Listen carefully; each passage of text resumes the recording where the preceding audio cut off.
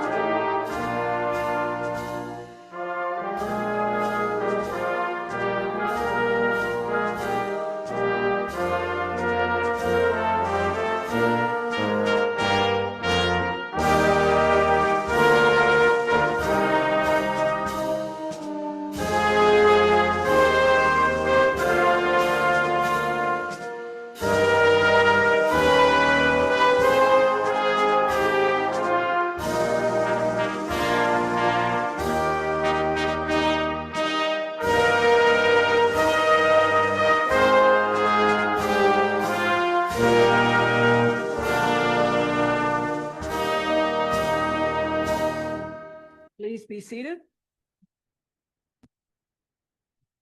We'll start with the roll call. Mayor Sue Patterson, Present. Deputy Mayor Warren Dickert, Present. Councillor Harold Fleet, Present. Councillor Dave Hawking, Present. Councillor Carol Hudson, Present. Councillor Brandon Cable, Present. Councillor Susan Sackle. Present. Thank you, Vicky. All members are present and accounted for. The land acknowledgement. As we work toward reconciliation with Indigenous people, we begin our meeting today by respectfully acknowledging that we are situated on the traditional territory of the Anishinaabe Nation, the people of Three Fires known as Ojibwa, Odawa, and Potawatomi nations. And further give thanks to the Chippewas of Saugeen and the Chippewas of Nawash, now known as the Saugeen Ojibwe Nation, as the traditional keepers of this land. So welcome to our regular council meeting for Monday, September 15th, 2025. Good afternoon, council, staff, guests, the viewing public, and the media. Council, I'll ask, does anyone have a disclosure of pecuniary interest or a conflict of interest? Councillor Cable. Thank you, Your Worship. I'd like to declare a conflict of interest with item 9.2, the site plan for 23rd Ave, as I reside within the notice area for the site. Thank you. And I will say again, of course, if one should arise during the meeting and you realize that, you may declare it then.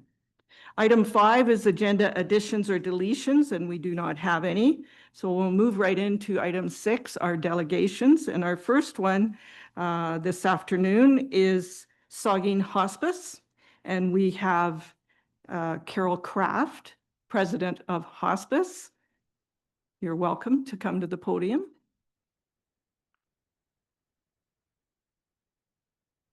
Well, good afternoon, everyone. Mayor Patterson, pleasure to be here. Councillors, pleasure to be here. Thank you. Media and general public. Thank you for taking the time to have us here to present to you on behalf of Saugeen Hospice. I'm Carol Kraft, and I have the pleasure of being the chair of the board for yet another year. After such a productive first year, we certainly look forward to the next year that lies ahead of us and to see the successes that will transpire over time. I would like to take this time to introduce Professor Charles Bullion. Charles is our business manager with Saugeen Hospice, and he also will present a PowerPoint in a few minutes. Also, before I begin, I would like to invite absolutely everyone to attend our AGM, which is this coming Thursday evening, commencing at 6:15 at Best Western, and a full update will be given on this occasion. Our vision at Saugeen Hospice is simple but profound. A hospice for our whole region, built by all and built for all. The hospice residence will be a place of dignity and comfort, accessible to residents from every county and every municipality that we serve. Saugeen Hospice will be a 6-bed facility with an additional turnaround bed that can be used if necessary. We believe that compassionate end-of-life care is not just a service, but a shared responsibility, something that unites governments, communities, organizations, and residents in a common purpose. By bringing every county and every municipality to this table, we will create a hospice that reflects the values, the strengths, and the spirit of our region.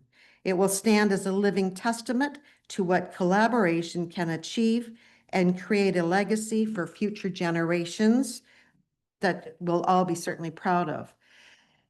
We have made great progress in our fundraising efforts, and we thank the generosity of individuals and community groups.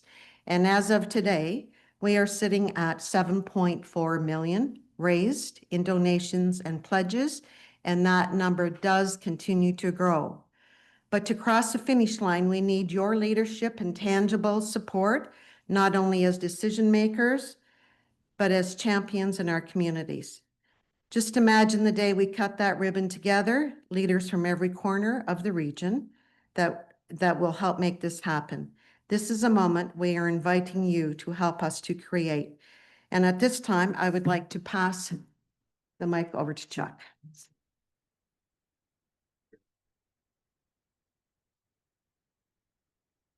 So what I'm going to do is I'm going to talk a little about what a hospice is, and then tell you a little bit about the money we've raised to date in donations and pledges. And then I want to talk to you about Saugeen Hospice and the vision the board has for this to be a regional resource to palliative care in the area. Okay. Now I sent to you, I think, William's story to read. I don't know if you had a chance to read it or not, but I'll tell you a little bit about it. I wrote it a few months ago to try and help me remember why this project is so important. And it was a story set 5 years from now after we've opened the hospice. So it's a setting of the future. And it's about William. And William, unfortunately, was diagnosed with terminal brain cancer. And it's a story about his wife and the struggles she had in trying to care for William at home, because everyone wants to stay at home if they can. But there are a lot of pressures on that individual. I've just gone through it with a family member and watched my sister-in-law trying to care for her husband. It is extremely difficult for them. We saw and hoped at the beginning of that time frame that we'd get support, but it just isn't there. So it's a story about Mary, who's been married for 42 years to William, in relation to those struggles and their decision to go into a hospice, in this case, Saugeen Hospice. And it talks about the great care that William had from the nurses and the staff. These nurses and staff are trained in palliative care. So a little different than a hospital, because that's their focus, only that. It talks about volunteers. We'll have between 70 and 80 volunteers involved in the hospice. It talks about the opportunity for the family to get together with William to celebrate his children, his grandchildren, to have that last Thanksgiving together in a home-like environment. It talks about his death, because William does die. It talks about the support we give to William and the family around grieving. We all grieve differently. And then it talks about the support hospice gave to those people, the family members, after the death of William. So that's the story. And I wrote it only because I wanted to remind myself, why are we doing this? Why is this project so important? So if you had a chance, just read it on your own, just to understand William's story. So I'm going to go to a slide if I could. And if you could take me to slide 8.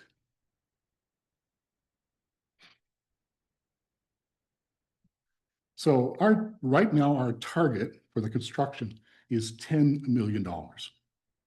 This slide says 7, we're at 7.4. That's in donations and pledges. So we're extremely pleased to be sitting at 7.4 in September 2025. We anticipate that we'll actually begin construction in the spring of 2026 with your support. The last slide I'm going to go to is slide 9. So the vision of Saugeen Hospice is this is going to be a community resource, a regional resource, and therefore we're looking for support from everyone, from businesses, individuals, councils. We're going to go and try and get grants as much as we can and have every resident in the area feel they're part of this hospice. So our ask of the council is to consider a shared sponsorship of a room with all other, if I may, municipalities in Grey County. So think about that. Would you like to have a room or a space within the hospice where people who go in can see that your particular town has supported this hospice? So that's what we're just asking to consider. And that's our presentation. Looking just for questions. Very good. Thank you. Council, open to discussion, comments? Deputy Mayor Dickert. Thank you, Your Worship, and thank you to both of you for the presentation. And I know the work that you've been doing over the last years it's been a lot of tough sledding, shall we say. So thank you for everything you've done. You said you hope to start in the spring of 2026. Right. Is there a magic number as far as the fundraising that would make that possible, or? Ideally, we'd love to have that 10 million. But we're basically looking at, we need to at least have 8 million before we go to the tender process. And of the 10 million, 50% of that in cash. So that's what we're kind of target for. So we go to tender hopefully in January of this year. So that's what we're trying to aim for. And I guess at the other side of it, is there a number that you will make a decision not to proceed at that time? No, we may delay. So one of the things we can delay is that tendering process. We're doing all our submissions to ministry and we'll continue to do those submissions. But we could delay that tendering process a little bit if we have to. But no, we believe strongly at 7-4, we're on our way to the 8 million in 3 months. Other comments or questions? Councillor Fleet. Thank you, Worship. Thank you, Chuck and Carol. It's been 100 years. Just a couple questions. You talked about funding, provincial and federal funding. Have you gone down that road any yet to get funding or? Yes, right. For the actual build, we're going to get 1.5 million from the ministry. We've already got 225,000 for the planning component. And so we'll get that before we start construction. And then once we open, we'll get about $175,000 per bed. So just over $1 million to help us cover costs for nurses and PSWs. So would this be provincial and federal support, or is that just provincial? It's all provincial at the moment. Is there any federal support out there for? Not at the moment. No. We do looking at every possible grant we can. As you can imagine, we have a group of people just looking at grants, but at the moment it's all provincial. Another question, operating costs. I'm sure that's, once you raise your money, there's a cost operating the facility. What's the number per year to operate The first year is 2.4 million to actually operate. So as you can imagine, we are a fundraising organization. We are going to continue to fundraise until we actually close the facility. And that's going to be 40 years from now. I won't be here, but we have to fundraise all the time. I really appreciate, the effort you're putting into it, and it's something that needs to be supported. So thank you. Councillor Cable. Thank you, Worship, and thank you both for your presentation. Certainly, hospice care is something that really is needed in our area. And so I really do appreciate all the work that you've done to get the project this far. I'm just wondering, from staff's perspective, is our next step staff bringing back a report with different options?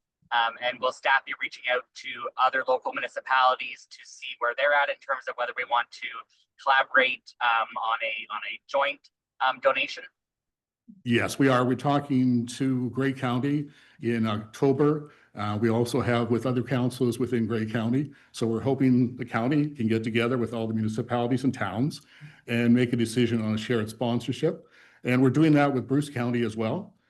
So we're hoping all together we can have a space that shows all the towns and municipalities and counties that we're servicing have their name somewhere in the hospice. I keep thinking, wouldn't it be great if a person goes into one of these rooms and sees a picture of that particular geographical area in which they were raised in their bedroom before they pass?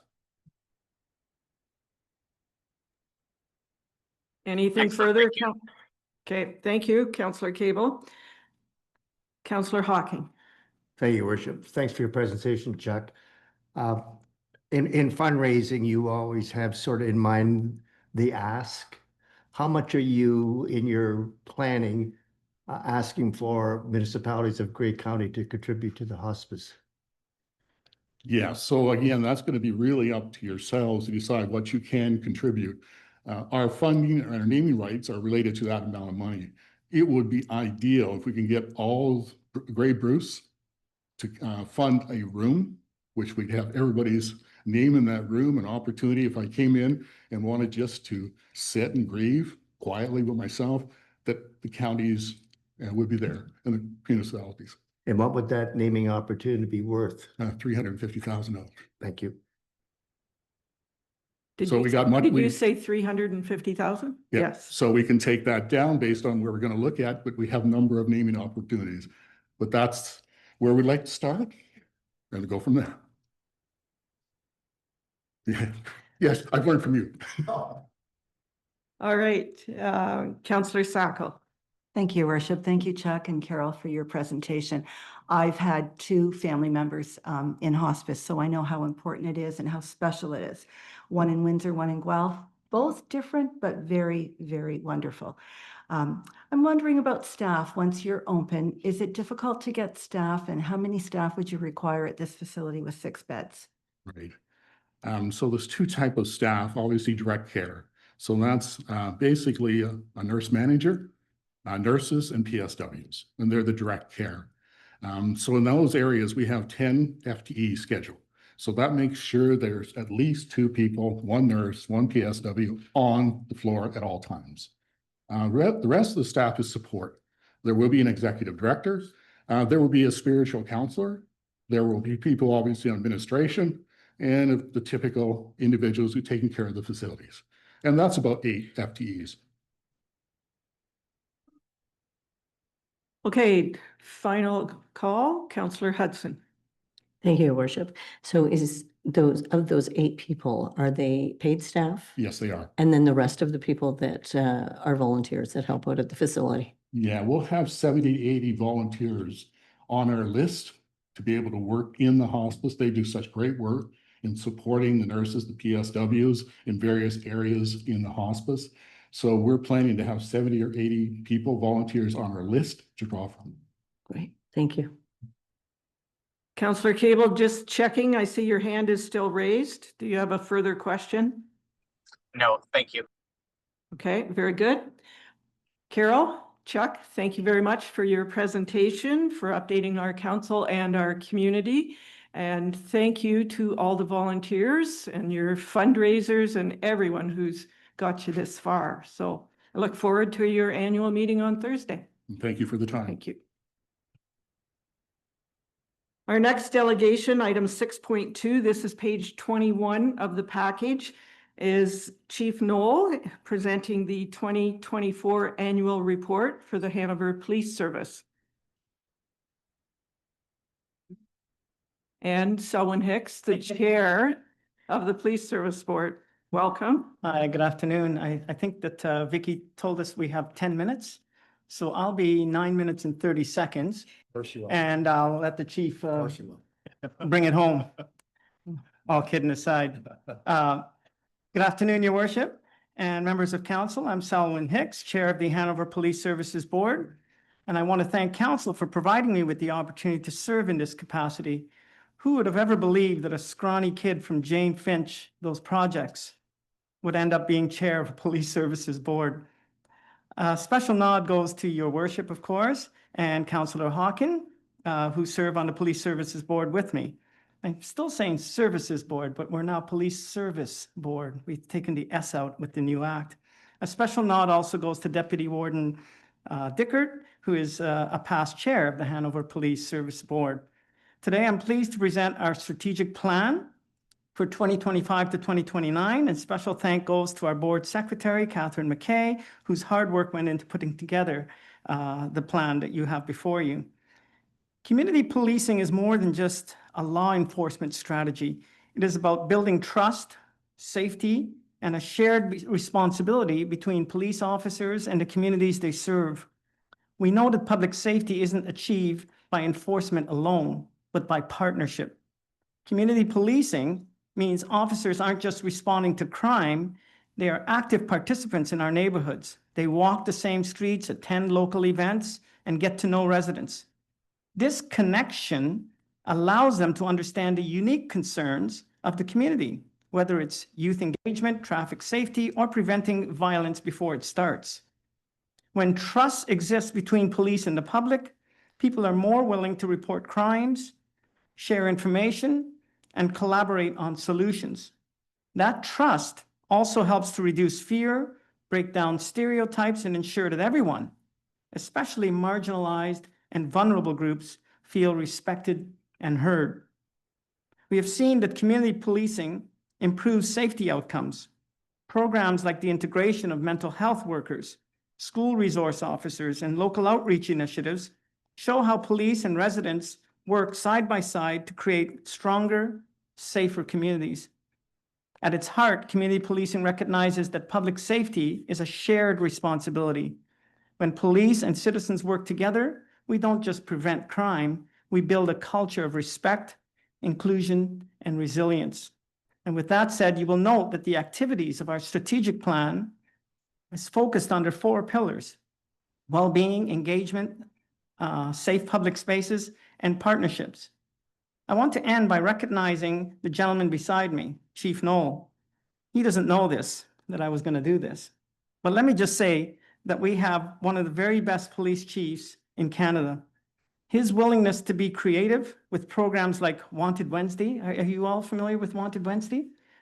We have people who come in to the police station and say, here I am, please don't put me on Wanted Wednesday. That is a true fact. Okay, Project Noisemaker, one of my favorites. When I sat in that seat for years, I complained about spring and the noise created by a few, with their sports car or maybe their motorcycle. Anyways, programs like that, the willingness to be creative and inventive is what it's all about. Our high clearance rates sends a message to the bad guys that Hanover should not be a community on your radar, because you have a very good chance of getting caught and brought to justice in Hanover. I turn things over now to Chief Knoll to talk about our annual report.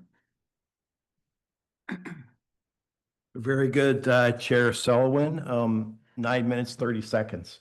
So, I appreciate those kind words. So, Council, I would just like to walk you through kind of our annual report very quickly. I know I have about 4.5 minutes here to cover off many topics.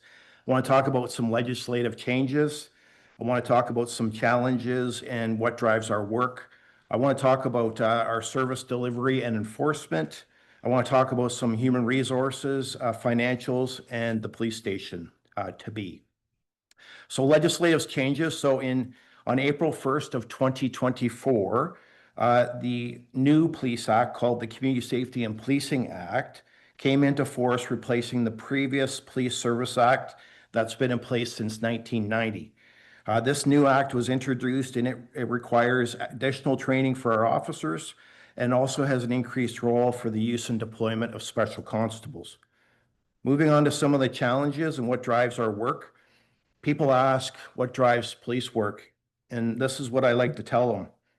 Alcohol and substance misuse, mental health, homelessness and the underhoused, poverty and the lack of financial resources, anger and violence issues. Unique to our community and other communities like ours is the regional hub status here in the town of Hanover. And finally, number 7, I call it the revolving door of justice. It's very prominent in the news right now. As far as some enforcement and service delivery, in 2024, we responded to 5,666 calls for service in 120 different classification types. That included 248 crimes of violence, 635 property crime investigations, 29 drug investigations, 331 other crime investigations like bail violations, disturbing the peace, breaching probation, and community sentence order breaches.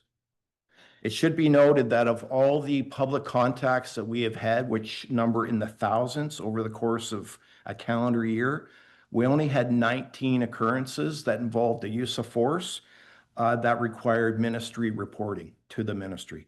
So you think about all the contacts that we have and the challenging people that we sometimes deal with, only 19 times we had to resort to some type of use of force. And I think that's a credit to the police officers that we have employed.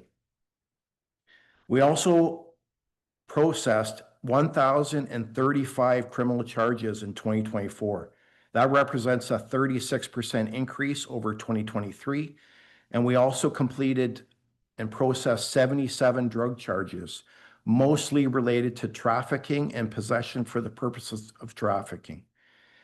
We are triple some of our comparators. It's unfortunate, but that's where our numbers are at. Last year in 2024, we had 360 people held in our police cells.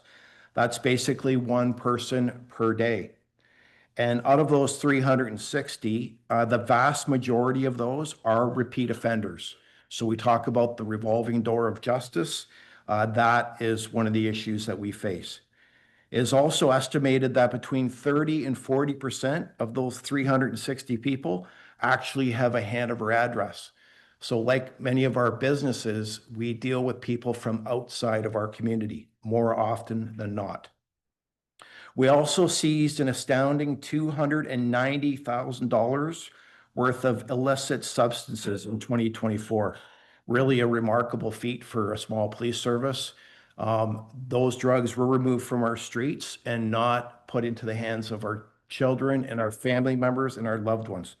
Of those $290,000 of illicit substances, 669 grams of cocaine was seized, 435 grams of fentanyl.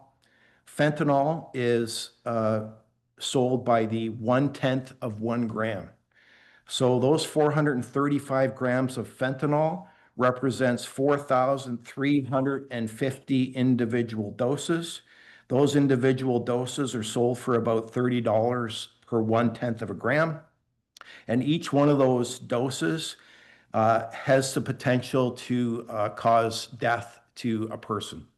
So you think about that, 4,350 individual doses that were removed from the streets by our police officers. To add to that, we seized 925 grams of methamphetamine and 67 grams of heroin. I am happy to report that we did not lose a single person to a drug overdose in 2024. Out of the 24 death investigations that we had in 2024, we did have one homicide that was at the end of December, mid-December of 2024, but the suspect was arrested the very same day, and that matter remains before the courts. A person is in custody. We also completed 40 ride checks, laid 231 traffic charges, 22 liquor-related charges, 17 Insurance Act charges, and 17 trespass charges. Although our crime severity index, our violent crime severity index, and our non-violent crime severity index has been higher than in previous years, I can report, like Chair Selwyn mentioned, that our clearance rates across the board are some of the highest in Ontario and in fact Canada. So I say Hanover really is not the place to be if you want to commit a crime. We responded to 201 mental health crisis calls. 201 mental health crisis calls in 2024. We worked daily with our in-house mental health clinician who assessed 39 people in the field, meaning at their homes. that resulted in less emergency visits. Of those 39 people, he also did 22 ongoing follow-ups to keep these people in their homes and resourced properly. We also provided many referrals and education to people who come to this very facility for supports offered by SOS, the Support Outreach Services Program. We've completed many seminars for seniors on fraud detection and prevention. We visited all of the schools many times, and worked in conjunction with the staff from the Safety Village to educate our Hanover youth. As far as human resources, we did hire one part-time special constable in 2024, and we had one constable retire in 2024. Our officers attend courses regularly at the Ontario Police College and also hosted by other police services across the province to stay up to date. As far as financials, we had a surplus of $177,000 in 2024 that went into reserve accounts. And I'm happy to report that our board returned $700,000 from reserves to the town, earmarked to assist with the construction of the new police facility. As far as the new police facility is concerned, in 2024, we did receive commitment from this council to replace our aging and outdated police facility with a new facility that will meet the policing needs of our community for many generations to come. And finally, I have a few thank yous as well. I want to thank Catherine McKay, who has been thanked previously, but it is worth another thank you. I suspect that she is listening. So I want to thank her. She's our board administrator.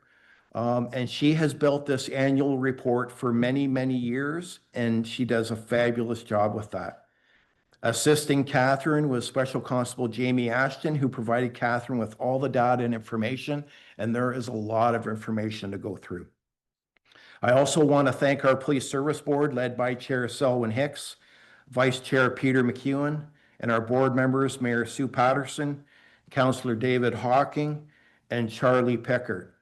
They are excellent supports for our police service, for me, and for our community. They provide excellent governance and oversight, second to none. I did speak with our zone advisor. He was at our meeting today, and I spoke to him after the meeting, and he always enjoys coming to our meetings. He knows that our board is completely engaged and a very competent-based board doing excellent work. I'd also like to thank this council and our community for their support. We enjoy tremendous support from each one of you and our community members that we will never take for granted. We understand the importance of the support, and we know that because of it, our community is safer and more secure. And I'm happy to field any questions. Thank you, Chief and Chair Selwyn. Councillor Sacco. Thank you, Your Worship. Well, thank you, Chief Nolan. Thank you, Chair Selwyn Hicks.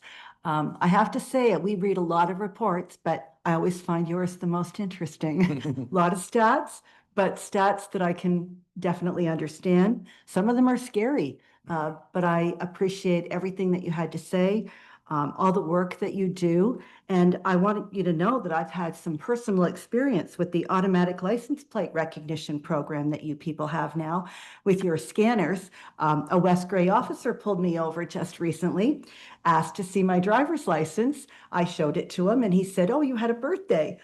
"Oh, no," I said. So yes, there's a lot of us driving around with expired license plates or licenses. Right. And the license plate told the officer when he scanned my license plate that my license had not been renewed. And you're all thinking, well, they have a program, Susan, with Service Ontario that you should get your notification. Yes, it came August the 29th. My birthday was August the 3rd. Right. So it's not very helpful when it comes late. However, I want you to know that there's a Service Ontario in Harriston. So if you get stuck, that's a great place to get your license updated. So thank you for so much for everything that you do. And I applaud you. Good Thank for you guys. Deputy Mayor Dickert. Thank you, Your Worship, and thank you, Selwyn and Chief. The board and the police service does an amazing job, and certainly want to recognize that. You mentioned SOS in your presentation. Just wondered, have you had the opportunity to use the Wellness and Recovery Center that Bright Shores has in Owen Sound? Because of the 7 things that you mentioned that cause a lot of the crime, they deal with a lot of that. And I just wondered, have we had access to that in any way, shape, or form to help some of the people who want to get their life straightened on? So that's a good question there, Deputy. I can't say with certainty that we have had people go there. I believe that is the case. We usually do the referrals through the hospital and through SOS, and really from there, they take it from there. So I can't speak specific, but I would suggest that likely people have attended there. Councillor Fleet. Thank you, Your Worship, and thank you, Selwyn and Chief, for your report. I'm just asking for your opinion on this. Given the high cost of policing, which is a big part of our budget, and just not for our community, for all communities, West Gray, Brockton, wherever, what kind of changes do you foresee in the next 5 to 10 years? Like, what's 5 to 10 years look like in policing? Like, will we be working closer together with other forces? Or, they're building a new building in West Gray, we're building a new police station, you have the OPP in Walkerton and Sauget Shores. So I'm just wondering your opinion, what you see going forward. That's a very good question. And I think at the end of the day, the council, so people around this table, according to the Act, picks the police service of choice. Now, having said that, we work very closely with all of our policing partners.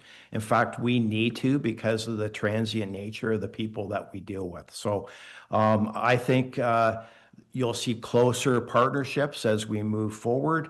And there may be an opportunity at some point in the future for regionalization. That's definitely an opportunity that's going to be worth exploring at some point in the future. I've always been a supporter of local policing, and I just want to thank you for the great job you do. And as long as I'm sitting at this table, I'll support local policing. So thank you so much. And thanks to the board, what they all do. Thank you. And I will say we enjoy tremendous support from this community. We bring in experienced officers from other communities, and they can't believe the support that we have from the community and the way the community treats us. So really, I can't say enough good about this council and our community. Really, it's a team effort. We talk about the police service, solving these crimes and our high clearance rates, but it's a team effort between this community and our police service. Final call for comments or questions. Seeing none, thank you very much, Chief and Chair Selwyn.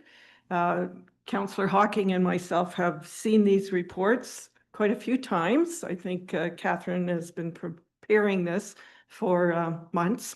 Yes, So we have seen them, and they're very well done, good information, and a lot happening in this community. Absolutely. Thank you. Okay, next on the agenda is item 7, which is page 103 of the package. And 7.1 is the regular council meeting minutes from September 2nd. I need a mover and seconder before I highlight a couple of items. Councillor Sackle and Councillor Hudson. On September 2nd, the council looked at the Truth and Reconciliation Act actions, specifically the land acknowledgement statement prior to our council meetings and corporate events, flying the Every Child Matters flag outside the Civic Center, a moment of silence at a council meeting, and staff and council are encouraged to wear orange in recognition of the National Day of Truth and Reconciliation, which is held on September 30th. We also received the 2026 preliminary budget information, and we approved the tax increment equivalent grant application for 579 9th Avenue. Is there any discussion or comment with those minutes? Seeing none, I'll call the question. All in favor? That is carried. We do not have any business arising from the minutes, so we'll go on to the consent agenda. And that is item 9. And I will ask if there are any items in this consent agenda that you wish to be discussed separately. Councillor Hudson. Thank you, Your Worship. I would like to pull 9.2 site plan agreement, site plan control agreement amendment 2854116. I just think it would be prudent for the viewing public to hear about the new developments with that property. There have been several changes, and I think it's better to have correct information than speculation out there. Thank you. Any other items to be pulled? Seeing none, I need a mover and seconder, and the motion is that the items listed on the consent agenda, excluding 9.2, be received for information and that any recommendations contained therein be hereby approved. Moved by Deputy Mayor Dickert, seconded by Councillor Sackle. All in favor? That is carried. So item 9.2, this is report PB 1225. The subject is the site plan control agreement amendment for 651 23rd Avenue. It's from Andrew Wilkin, Director of Development and Infrastructure, and our CBO. And I need a mover and seconder to put this on the floor, and this report is to be received for information. Councillor Hudson and Deputy Mayor Dickert. Councillor Hudson, did you want to speak to it, or shall I just ask Andrew to highlight the report? If you could just highlight for public knowledge, that would be great. Thank you. Andrew? Thank you, Your Worship. Yes, in March of 2022, bylaw was passed to execute site plan control for the property we know as 651 23rd Ave. At the time, that property proposed 2 separate 6-story apartments on the property, a total of 142 units. In April of 2024, town staff came back with an information report with an executed site plan control agreement. The developer had decided to change the layouts of the building. One was a smaller building, another was a larger building. Phase 1 was 40 units, with phase 2 picking up the 122 to totally build out the site to 142 units. Town staff have been in constant contact with the developer on this project, as we do with all projects, but especially projects with some interest. In recent conversations, the last year or so, the developer was looking to pivot with their layouts, with the ability to provide a third building on that property to facilitate a smaller initial development to start to fill out the site, to then add the 2 future phases, ultimately to build out the site to the 142 units, as it's always been proposed. The executed site plan control agreement that you see before you has a third building added on the property. As this is a new site plan control agreement, it has the ability to meet the zoning bylaw as it is at the day of the site plan control agreement. At the time of the original agreement, there was a minor variance required to meet the parking requirements for the property in question. As time has passed, the parking numbers, the parking minimums have been amended in our zoning bylaw. Therefore, any new amendment or new site plan control agreement can meet the zoning bylaw provisions of the day of the executed agreement. I say all that to say there was the ability to add the third property without another variance to the parking, because our parking numbers have been revised to the 1.25 for the first 20 units and 1-to-1 beyond that. Therefore, the property needs to meet a parking requirement of 147 units for the property now, as opposed to, I believe, the 176 or so that was required originally for the same amount of units. With the revisions of the third building on the property, they have proposed to reduce the height of a few of the buildings. Originally, they were all 6 stories. Now, no building is more than 4. Also in the proposed, there is a phase drawing, and on the final page of the report, page 127, there's a clear indication of exactly what phase one will look like on that property. Most of the work is occurring on the south end of the property, with the building being on the south east corner. At no point in time will the building not meet the parking requirements. The original phase one build meets the 30 spaces that are required. At the end of the phase two, it would meet the requirement as the site as it were to stand at the time. I believe that would be about 74, 76 spaces as it were to stand there. And then at the final build out of the property is when the site plan control agreement would need to be completely met, which also involves some adjacent road work with some sidewalks, some curb and gutter work, specifically along 23rd Ave. 14th Ave or 14th Street work was previously completed with the owner paying a portion of that, as was agreed in the original site plan control agreement. There are no further financial implications to this report. And the recommendation again was that site plan control agreement with 2854116 Ontario Inc., the address 651 23rd Ave, be received for information. Thank you. Thank you. I'll open it up to questions. Comments? Councillor Hudson? So Andrew, thank you, Your Worship. So the first building will be the smaller of the three that starts out. Okay. I don't see any other hands raised, so I will call the. Go ahead, Andrew. Just for information and outlined kind of within the report, the town has advised the developer to install some signage up on the property to make those local residents known that they're anticipated to start some work here in the fall of 2025. And just to give the public some notice in the area that work will be commencing. Very good. I'll call the question. All in favor of report PB 1225? That is carried. Okay, item 10 is staff reports requiring action. 10.1, we're on page 133 of the package. This is report DCS 1225. The subject is municipal surplus asset declaration and disposal recommendations. It's from Chris Walker, our Director of Corporate Services and Treasurer. And I need a mover and seconder to put this on the floor. Deputy Mayor Dickert and Councillor Cable.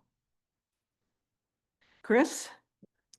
Thank you, Your Worship. This is a normal process whenever we have excess assets to declare for disposal. We do this periodically as they become available. The first two items under discussion were the trailer as well as the cat loader. Both of those were under the capital budget to be replaced, and they have been, and we have to dispose of those that are currently available, and we're looking at putting it through GovDeals. And then we went to all departments and asked them for other items as well. And there was one, the town float panels. They're basically in very poor condition. They just want to dispose in scrap metal if applicable. So it is recommended that the vehicle and trailer be listed for sale on GovDeals. As we know, GovDeals is an online marketplace that provides services to government we've used in the past for most of our vehicles to get rid of.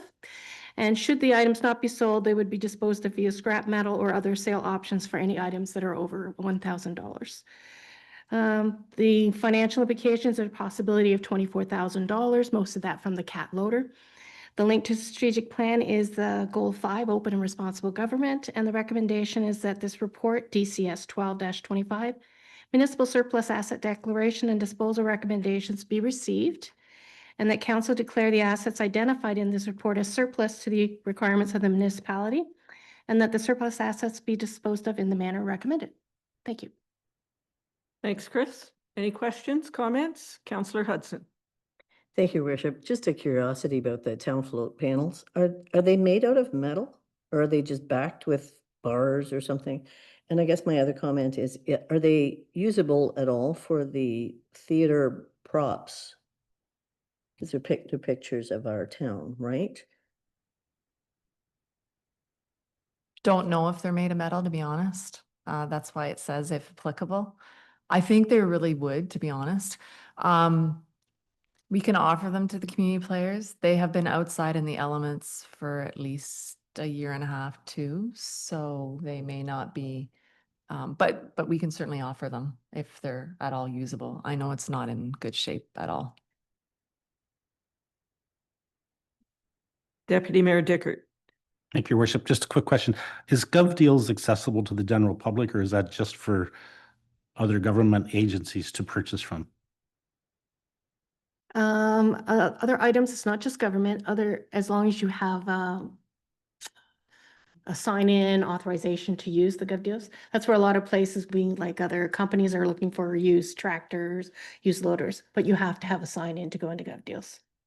Like we get a lot of stuff from, like, when the county puts stuff on, we could go in and say, hey, we want to look at that in other municipalities, but I'd had to have a sign-in to do that. But Joe Public can't do that unless he signs up.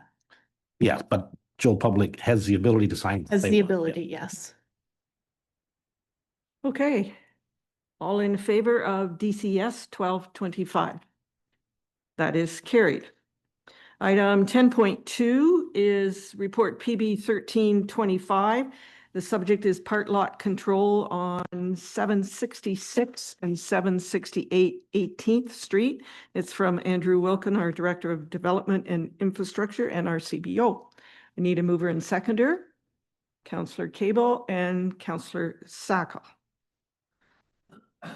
Andrew? Thank you, Your Worship. On August the 6th, Candu Homes submitted an application for part lot control under Section 50 of the Planning Act. Specifically, this was involving lots 111 and 112 in the Saugeen Cedar Heights West Plan of Subdivision. We've been seeing, if this council's seen a few more of these, as we go. Within that subdivision, lots 111 to 114 on the plan enclosed, they form, I know they're not all on there, but they form a fourplex. With Candu Homes currently holding ownership of all four. The owner is going through this part lot control application as they're looking to provide permissions for the two middle units to gain rear yard access to their units without going through their home. Based on the weird shape of a few of the lots, it made sense to go through the properties to the west for both. Therefore, lot 113 would gain access through lots 111 and 112, and lot 112 would only have to gain it through lot 111. The register plan is included within here for reference. The draft bylaw is also attached in here for reference. Planning Advisory Committee did hear this on September the 9th, 2025 as well. There are no financial implications of this report. The link to the strategic plan is balanced growth, and the recommendation is that report PB 1325 part lot control for civic addresses 766 and 768 18th Street, lots 111 and 112 be received, and that council passed bylaw 3345-25 authorizing the mayor and clerk to remove part lot control for the purposes of creating a right-of-way on the properties known as 766 and 768 18th Street. I'll answer any questions. Thank you. Any comments, questions? Seeing none, all in favor? That is carried. Item 10.3, we're now on page 141 of the package. This is report PW 1725. The subject is the Water System Financial Plan Update. It is from Andrew Wilkin, our Director of Development and Infrastructure and CBO. I need a mover and seconder, Councillor Fleet and Councillor Hudson. Andrew? Thank you, Your Worship. In accordance with the Safe Drinking Water Act, a requirement for issuance of a drinking water license is that an approved financial plan, as per the financial plan regulation, be approved by council, resolution, and ultimately forwarded to the Ministry of Municipal Affairs and Housing. I outline within this report kind of the background over the last 15 years or so. To this point, our current license does expire on January 1st of 2026. We are required to update the plan to cover a 6-year period to ensure adequate reserves are available to fund infrastructure replacement requirements for the town drinking water system. The town did retain Cobide Engineering to update the plan for its drinking water system in an effort to fulfill the requirements of the municipal drinking water license.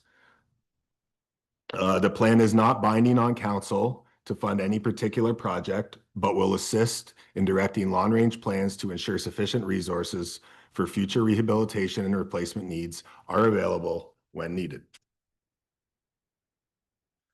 Colbite Engineering did assist staff with the preparing and compiling the background data information that we as well provided. The attached financial plan represents a flexible, town-driven approach to financial sustainability by recommending stable funding, a positive financial position, and an adequate reserve fund in 2031 to sustain municipal water systems. The financial implications, the plan is being evaluated based upon a 3% increase in annual funding through the planning horizon from 2026 and 2031. This was the same percentage increase as the previous report. The revenues generated are sufficient for meeting operational expenses on the planning horizon based on the following principles for the projection horizon. With the use of reserve funds, there is sufficient cash available for planned capital expenditures. There is an annual surplus, which is sufficient to cover the operating expenses plus amortization expenses, and the proposed annual operating revenue increase rate of 3% is sufficient to provide the total expenses and planned capital expenditures. The conclusions that are within the report, just to highlight, is the statement of operations. There is an annual surplus for the entirety of the projection period. There is a positive operating cash flow throughout that period, and the net financial asset value is positive throughout that period. The link to the strategic plan is safe and reliable infrastructure. And the recommendation is that report PW 1725 Water System Financial Plan Update be received, that council approve the updated financial plan for the Town of Hanover water system as proposed, and that the financial plan be submitted to the Ministry of Municipal Affairs and Housing, to the Ministry of the Environment and Conservation and Parks. And I'll answer any questions you have. Thank you, Andrew. Comments, questions, discussion? Councillor Cable. Thank you, Worship, and thank you, Andrew, for the report. I think that it's very positive in that we are looking at being able to fund capital expenditures that are forecasted within this period. I think we've worked hard in the last 2 years to make sure that our rates got to a spot where the consumption rate is trying to cover operations and the flat rate is able to cover capital expenses. I guess I'm wondering, perhaps from yourself or from Chris, whether you feel that 3% is a viable amount going forward. I know certainly 3% is not anywhere near what we have had to increase by the last few years. So I guess this is just all forecasted off of our expenses remaining at a fairly steady line. So just wondering what your thoughts are as far as whether 3% is actually feasible going forward. Through you, your worship, you may remember the asset management plan stated that we needed almost 5.59, I think it was, for the water and wastewater. The 3% that Colbite is mentioning is just for operations wise as well, does not take into the capital as much. We have taken that into account on the asset management plan. Asset management plan says you need to put at least $1.1 million away per year to cover existing assets. Now that is covered through capital and/or transfer to reserves. And as Colbite has shown in this water plan, we have that ability, and we've been very good. Like, to be able to pay for that water tower all in cash on our own with some grants is a feather in the Town of Hanover's cap, that we're putting away the monies that we need to do, that we have been doing the right stuff for the last 5 years, albeit it was a lot of work to try and move those rates up. And you've done a great job of that. And that's what it's showing here, that we do have that capacity. It's the wastewater that's a little going to be a little more money, but the water is on track with everything we're doing. And we have to continue to keep increasing those rates. They're not going to go down because of this. It's going to go up a minimum of 3%. As I said, in the asset management plan, I think they said the operations, they were taking into account 2.21%. So this 3% is a really good target for us. Keep in mind, in the past, when we said 3%, the chlorine went up 48% and other stuff goes up only 2.5% to 3%. 3% is very conservative. It's not very high. Excellent. Thank you. Other comments or questions? Okay, I'll call the question. All in favor of PW 1725? That is carried. Thank you. Item 10.4, this is page 207. It is report CAO 1725. The subject is the flag and proclamation protocol policy revisions. And it's from Sherry Weldon, our CAO, and I need a mover and seconder to put this on the floor. Councillor Sacco and Councillor Cable. Sherry? Thank you, Your Worship. So this follow-up report is in response to a notice of motion that was made at the June 16th, 2025 meeting. It is detailed in the background report, but I would also add that we've had a flag and proclamation policy since 2016. So this really is a revision to that policy accordingly. I also just want to shout out to our summer administration staff. They were key to other staff being able to bring this forward in a sooner than November 20th as per the notice of motion. So that is why it's before you this evening. So the revised flag and proclamation policy was attached to the report, and the suggested revisions for your consideration are noted with mostly, there was not a lot of strike through, mostly in a red font. So basically our existing policy was very consistent with example policies sourced, and just some of the highlights of the revisions are we sourced examples from 11 municipalities from McGross, Grey, Bruce, Wellington, and Huron counties. With respect to best practices, our existing policy is very comparable to the other municipal examples, specifically for the national flag half-masting protocols and proclamation processes. We are recommending a revision to the national flag half-masting period be capped at 7 days. Currently, or at this point, it's from the time of notice of death to sunset on the day of the service. But I want you to think back to former Prime Minister Brian Mulroney, who passed away. He was almost weeks before his service was held. So in that instance, the flag was half-masted for weeks accordingly. So we are suggesting a cap of 7 days. None of the policies sourced included a local municipal flag half-masting protocol. We are recommending that that be added and included. And we are suggesting that the protocol for that be in the circumstance that an active committee member appointed to a committee of council, a prominent Hanover resident, and during a town of Hanover or regional period of mourning, sorrow, or a solemn occasion where a sense of loss is shared by all citizens as determined by the mayor in consultation with the CAO or clerk. So again, that's specific to the municipal flag, which is flown on the flagpole closest to the water fountain is how I would describe that, or closest to the clock tower. With respect to the automatic raising of proclamation flags, there was only one of the 11 policies sourced that included such a clause. Most of them require a request or process to go through to consider those raising of those proclamation flags. The clause in the one was specific to the fried flag, and it was an exception to the request process in that example, and it was automatically raised for 1 week in June. It is suggested and recommended that we continue with our current practice of a request process requiring council approval for the proclamation accordingly. We've also revised the proclamation section to include the lighting of the civic facility or the illumination of this facility. Since 2025, our exterior lighting system has that capacity to add colors to be projected on the building. And therefore, we now have that capacity to be able to meet most of those proclamation requests with respect to adding color to our facilities. It is also recommended that a request form be added as opposed to, which just makes it simpler for those who are requesting either a proclamation or a flag raising request. It details what they need to include or what they need to provide to us.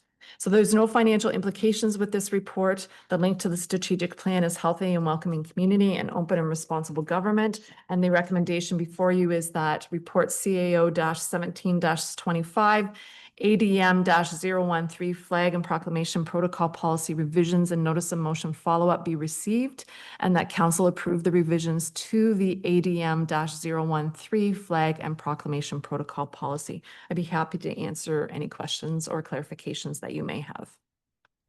Thank you, Sherry. Questions, comments?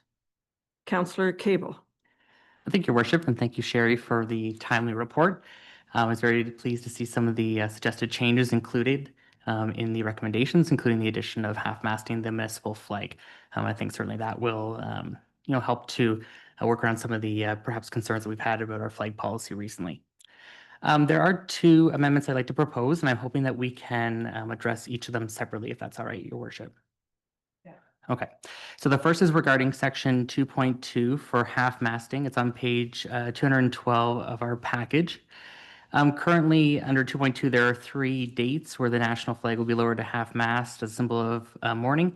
I'm hoping that council would support adding September 30th, which is the National Day for Truth and Reconciliation, as a designated date where all flags will be flown at half-mast to serve as a visible acknowledgement and commemoration of the children who never returned home from residential schools, as well as to honor survivors. And this certainly is in alignment with other local flag policies, including the City of Owen Sound. So you're going to move that amendment. I need a seconder. Councillor Hocking. Any discussion, comments? All in favor? That's carried. Councillor Cable. Thank you, Worship. The second amendment would be regarding section 3.4. Hanover prides itself on being a welcoming and inclusive community, and I would like to see the following added under section 3.4. It's on page 213 in the package. So 3.4 currently reads that the Every Child Matters flag will be flown at the municipal flag at the Civic Center from September 1st to September 30th. A new 3.5 would be added, which would say that the Pride flag shall be flown under the Town of Hanover municipal flag at the Civic Center for the first week in June. The Pride flag really is not a symbol of one community organization. It's a symbol of inclusivity and diversity known on an international scale. And I feel that raising the Pride flag should represent our commitment as the town to equity in the work of the municipality and the town's commitment to being a place where everyone feels welcome.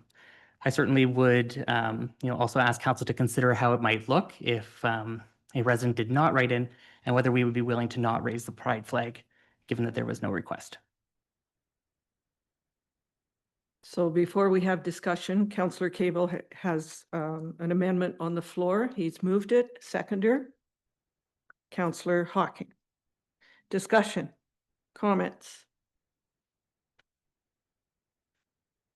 Deputy Mayor Dickert. Thank you, Your Worship. I guess the only thought I have is if things become automatic, do they lose awareness? If the intent of it is to raise awareness, talking about it around the table actually builds that. Whereas if it becomes automatic, do we not lose that? And whether it be the Pride flag or any flag, it just, when I look at it, the discussion we have around the table raises awareness. So I think that needs to be kept in consideration. So that's my thoughts on it. Thank you. Councillor Sacco, then Councillor Hocking. I'd like to support Councillor Cable's suggestion. I think it's just easier. Poor Councillor Hocking got in the middle last year when somebody wanted it up and raising it and having to do a letter. And I just think if we have it on a regular basis, it's just like these others that are equally important in my mind. Councillor Hocking. Thank you, Worship. Thank you, Councillor Cable, for bringing this forward. I'm just going to echo what Councillor Sacco said. The only thing is that this past year, we did it for the month of June, not just the 1 week. I don't know whether you want to carry on with the month of June because that is deemed to be Pride Month. And I think we had a request from another organization that we took it down and put it back up again. But I'm okay with your original premise.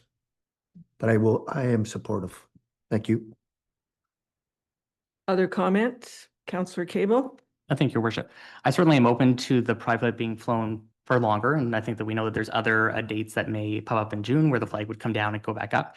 Certainly with the school boards, we fly the Pride flag for the entire month of June, and we know that there is Indigenous Peoples Day, which is on the longest day of the year. And so on that day, we take down the Pride flag and put up the Every Child Matters flag in June as well. So I certainly am open to an amendment on the dates.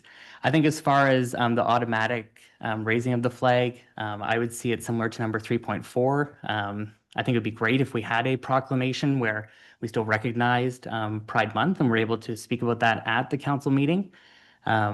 I just wonder if, and, instead of it being a requirement every year to pass a resolution to fly the flag, we know that it's going to happen in June, and we can still make a proclamation on behalf of the town around our inclusive nature and what we're doing towards equity. Other comments? Go ahead, Sherry. I would just suggest that if we're going to amend the dates, that we give consideration that, like right now, the way it would read, if it was the whole month, then it's up for the whole month based on the policy. You're not taking it down and you're not putting it back up for somebody else or another request. Because again, it would be in policy format. So I think you just need to be very clear, whatever the amendment is, that it's clear to staff accordingly as well. My only comment is we are setting precedent that any other organization that wants to have a flag flown will say, can I have that done automatically? So council has to be ready to have that come forward. And again, we will need policy change, because if you do it for one, you do it for others. And you can say as much as you want that it's a symbol and we're inclusive, but accessibility is inclusive and it's a symbol. So we will be setting precedent. Councillor Cable? Thank you, Worship. The only thing I would add is that I think we have already set precedent in that we fly the poppy flag, we fly the Every Child Matters flag. So there are flags that we have in our policy already that we do raise annually. And so I'm adding that this would be the third of such flags. And my comment to that is the poppy flag is national remembrance, as is Every Child Matters.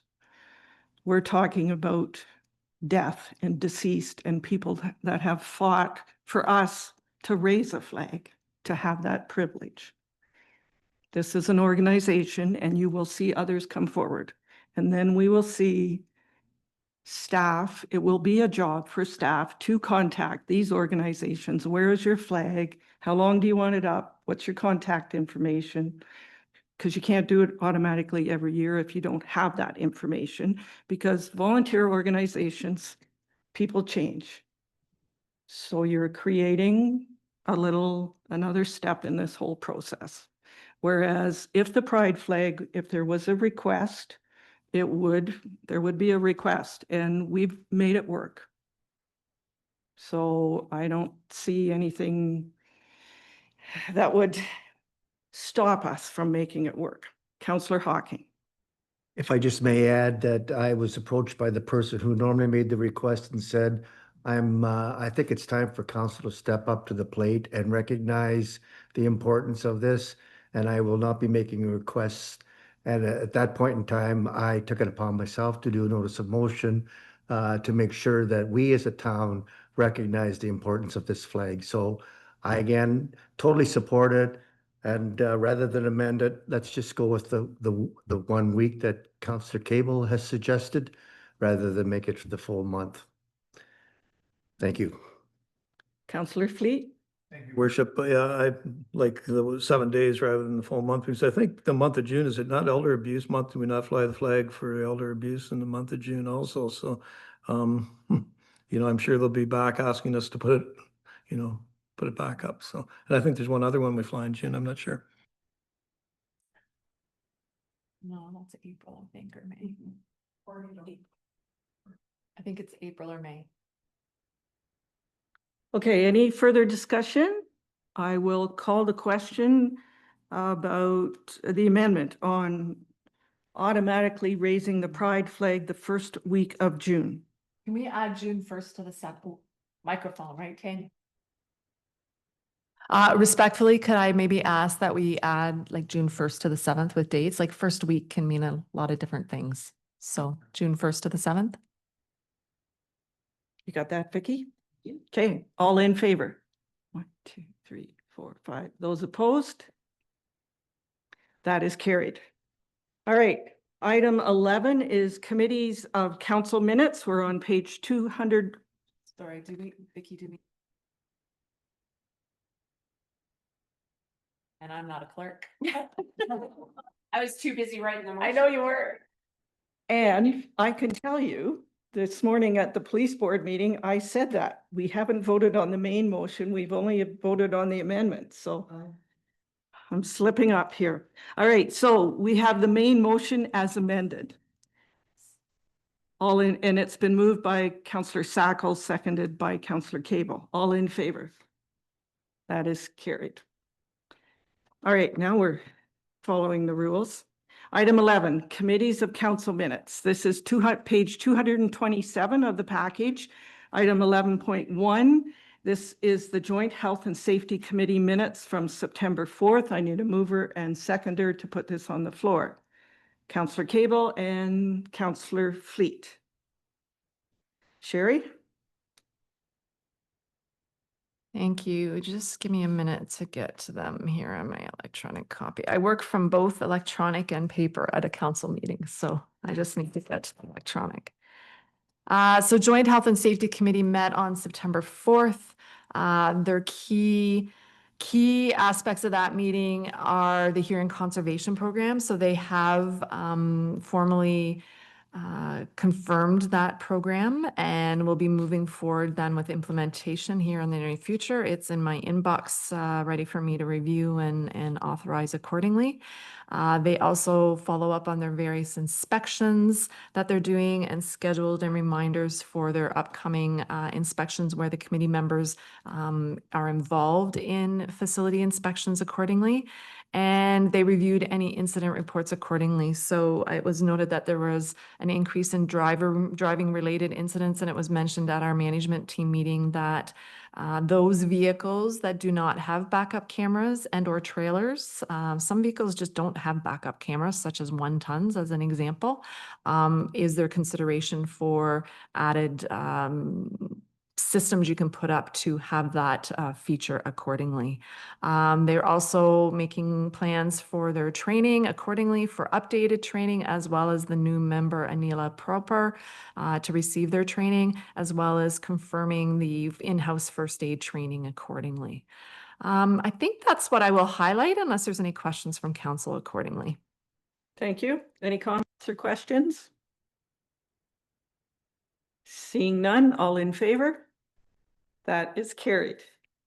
Okay, item 12 is bylaws. We have 2 bylaws for this motion. So I need a mover and seconder before I ask the clerk for the intent of the bylaws. Councillor Sackle and Councillor Hawking. Vicky? Through you, your worship. Bylaw number 3345-25 is a bylaw to remove lands from part lot control in the town of Hanover. And bylaw 3346-25 is a bylaw to authorize borrowing of money to meet the debt expenditures for the trail bridges and landfill cell number 2 expansion projects in the town of Hanover. Thank you. So it's been moved by Councillor Sackle, seconded by Councillor Hawking, that bylaw numbers 3345-25 and 3346-25 be introduced and that they be taken as read a first, second, and third time, finally passed, signed by the mayor and the clerk, sealed with the seal of the corporation, and inserted in the bylaw book. Is there any discussion with those 2 bylaws? Seeing none, all in favor? That is carried. Item 13, correspondence requiring action, 13.1. This is about consultation on the future of natural gas expansion in Ontario. And our CAO is going to highlight this. Shut that off. So we had received this request accordingly on September 4th. It was forwarded to our Public Works staff for their thoughts, and certainly our manager of Public Works and Projects felt that it would be appropriate for this to come to council for council's consideration to support this resolution. We have provided through staff input through this survey that is noted. And while we have natural gas in our community, it's important that infrastructure continue to be available, not only in our community, but others as well. So that's kind of the nuts and bolts of this request. And there is a resolution for your consideration and/or a letter of support as well. Discussion. Oh. Do I need the mover and seconder before we actually come up with it? It's not necessary. It's not? Not yet. for Okay. discussion, no. Discussion. Deputy Mayor Dickert. Thank you, Worship. I actually had the opportunity to speak with the author of that letter, and she informed, because when I looked at it, I thought, we have natural gas in the entire community, and it's really maybe something would be more applicable to a community that has like West Grey or Ayton doesn't have it, or another community. But what she was able to explain to me was this also would apply to us if we want to expand our services into our business park, our properties north of the Saugeen River, that this letter of support will help ensure that becomes possible. So with that explanation to me, I certainly support us taking the time to support the motion that's there and to the letter of support that they're requesting. Okay, any other discussion? So Deputy Mayor Dickert, you'll move that? Yes, I will. Thank you. A seconder? Councillor Hocking. Any further discussion? All in favor? That is carried. Item 14, I'll ask if there's any notices of motion. Seeing none, we'll move on to good news and celebrations, and we'll start with Councillor Hudson and then open it up. Thank you, Your Worship. I just wanted to bring to everyone's attention that this is Veterans Week. And on Thursday, September the 18th, our local Legion Branch 130 will be doing a Veterans and Seniors Social free of charge from 2 until 4. Thank you. Any other good news and celebration? Councillor Fleet. Thank you, Worship. Just a couple here. I just want to congratulate Electrical Contacts on their 55th anniversary. They employ 130 workers, so that's a big employer for our community. Shout out to Hanover Raceway. Another great season came to an end, so everybody involved, thank you. Exciting season of racing. And don't forget the Hanover Barons home opener this Friday night at 8 o'clock. Thank you. Councillor Cable. Thank you, Your Worship. I will try not to steal what Councillor Sackle has. I'm not entirely sure. I first of all would like to congratulate New Breed Sporting Goods on opening in the P&H Center. Certainly is a fantastic thing to see that the auxiliary room space there, which has been kind of vacant or used as meeting space for over a decade, is now finally a vibrant store that people can access while they're in the P&H Center. And I think skate sharpening will be a great asset to bring as well. So certainly congratulations to Trevor and Stephanie Bouchard, who have opened up New Breed. So please check that out. I also wanted to congratulate Lila and everybody who was there at the Terry Fox Run yesterday. The Terry Fox committee is fantastic, and they did a great job at organizing the Terry Fox Run. Lila has been raising funds for a long time, and I know she was over $10,000 in her lifetime donations to the Terry Fox Run earlier this year. And I heard today that she raised over $3,100 at this point in time for the Terry Fox Run this year. And so certainly that's a huge accomplishment for someone who I believe is, I want to say 9 years old. So great to see her out there yesterday and everybody that joined for the Terry Fox Run. Councillor Sackle. All right, I'll skip the New Breed Sports. I'll go to number 2, though. I will talk about the Terry Fox Run. I really want to thank the organizers who strived to make this a real family-friendly event yesterday. They moved the opening ceremonies this year to the splash pad in the town park, which made sense. And they had games for children. They had a food truck. They had an ice cream truck, pizza, muffin treats for walkers. The crier was there, so way to go. Thanks, Jen, for another good cry. I really liked all the Terry Fox quotes that were on signs as you walked the trail. I thought that was really thoughtful of them to do so. So I want to thank all the volunteers who helped out. Oh, and I really loved the ribbons that they passed out that we wore with Terry Fox on them. So thanks, everyone, for all of that. Bye-bye. Thank you. Any other good news and celebration? So I'm going to ask staff if there's any splash pad. Sure. So I had sent a note to council earlier this afternoon that the splash pad will be going through a shutdown. It'll be shut down this week, so I know it's supposed to be warm, but splash pads do have to come to a close in the fall, and we do deal with shoulder seasons like this where our staff are needed now much more indoors, so it makes trying to get to our splash pad and daily operational requirements a little challenging. So it will be shut down at some point this week. I don't have an exact date. Thank you. Councillor Hawking. Just on the splash pad, the company that constructed the splash pad works with our staff so that they're not doing this sort of cold turkey. So it's interesting that we're getting the experts to show our staff to shut it down properly. Very good. Okay, moving on to item 16, upcoming committee meetings. The dates are listed on this agenda and of course on our website. I have one change. The Hanover Police Service Board meeting in October is going to be on the 16th at 9 a.m. rather than on the 20th. Item 17 is important dates and announcements. The special council meeting is going to be held on September 22nd at 4 p.m. Our next regular council meeting is October 6th at 4 p.m.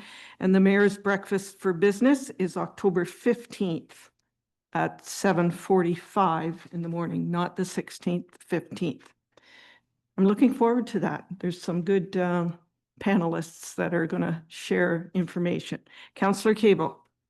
Thank you, Your Worship. Just noting that the Parks, Recreation and Culture Advisory Committee meeting is moving to Monday, September the 29th at 6 p.m. Very good. 29th at 6 p.m.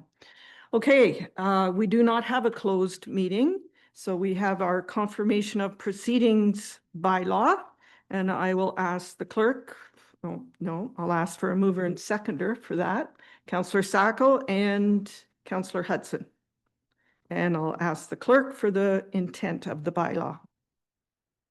Through your worship, bylaw 3347-25 is a bylaw to confirm the proceedings of the September 15th, 2025 regular council meeting. Thank you. So it's been moved by Councillor Sacco, seconded by Councillor Hudson, that bylaw number 3347-25 be introduced and that it be taken as read a first, second, and third time, finally passed, signed by the mayor and the clerk, sealed with the seal of the corporation and inserted in the bylaw book. All in favor? That is carried. And we have one final motion, and that is to adjourn at 5:28. I need a mover and seconder. Councillor Fleet and Councillor Hawking. All in favor? That is carried. Thank you.